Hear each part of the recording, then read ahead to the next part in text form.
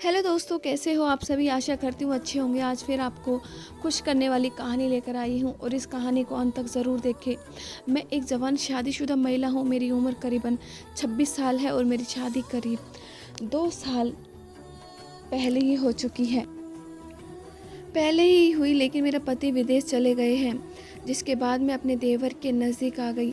सर्दी के मौसम में देवर ने पति की कमी को पूरा किया। दरअसल मेरी शादी सुमित नाम के लड़के के साथ घर वालों ने की, लेकिन जवानी के इस वक्त में पति मुझे छोड़कर विदेश चला गया, जिसके बाद मेरे लिए ज़िंदगी में कोई रस नहीं रहा। पति भी विदेश में होने के चलते कभी कभी बात करता है।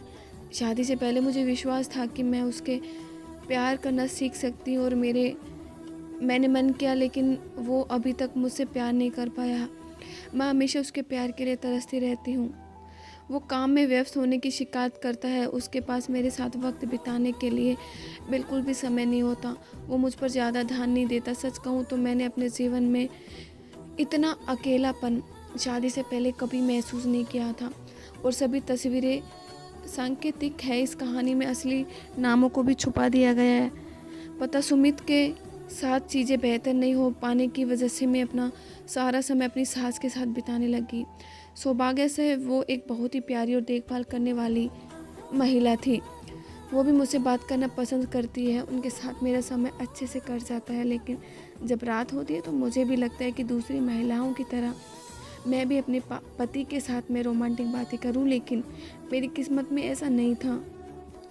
हमारी शादी को 2 साल ही हुआ। ऐसे में ही हम कुछ ही बार क्लोज़ हुए, वो भी उसके मूड के हिसाब से। मेरी ज़रूरत और चाहत की उन्होंने कभी परवाह नहीं की थी, क्योंकि मेरे पति मेरी ज़रूरत को नहीं समझते। मैं अपनी शादी में बहुत ही कमज़ोर महसूस कर रही थी। इसी बीच सुमित का छोटा भाई रोहन अमेरिका से अपनी नौकरी छोड़कर भारत वापस आ गया था।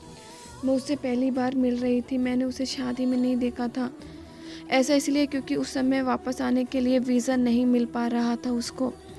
ऐसे में जब वो वापस आया तो मैं उसे देखकर पूरी दंग रह गई।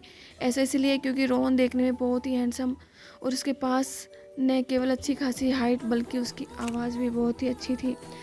उसके साथ बातचीत करने के बाद मेरे दिमाग में जो पहला विचार आया वो कि लड़की कितनी भाग्यशाली होगी जिसे अपने पति के रूप में रोहन मिलेगा। ऐसा इसलिए भी क्योंकि उसका चेहरा बहुत ही कमाल का था। वह न केवल सभी देखभाल करता था, बल्कि उसकी इस अदा पे मैं उस पर बहुत ज़्यादा प्यार करती थी, क्योंकि मैं अपने पति से तंग आ चुकी थी। मैंने उसे कई बार रंगे हाथों पकड़ा। रोहन इतना हैंडसम था कि मेरा ध्यान उस पर से हटता ही नहीं था, क्योंकि मैं नहीं जानती कि मुझे क्या हो रहा था, लेकिन धीरे धीरे मैं उसके प्यार में पड़ गई। ये सब मेरे साथ इसलिए भी हो रहा था क्योंकि मेरा पति मुझे बिल्कुल भी प्यार नहीं करता था, ध्यान नहीं देता था। मैंने रोहन के साथ नज़दीकियाँ बढ़ानी शुरू कर दी। मैंने उसे हर दिन खाना देना शुरू किया। मैंने उसे अमेरिका में उसके जीवन के बारे में बात करना शुरू कर दिया था। इसी बीच एक दिन मैंने उसे चैटिंग ऐप पर लड़कियों से बात करते देखा। वो चुपके से लड़कियों की प्रोफाइल चेक कर रहा था, लेकिन उसी रात मैंने चैटिंग ऐप को डाउनलोड किया जिसका इस्तेमाल रोहन करता था,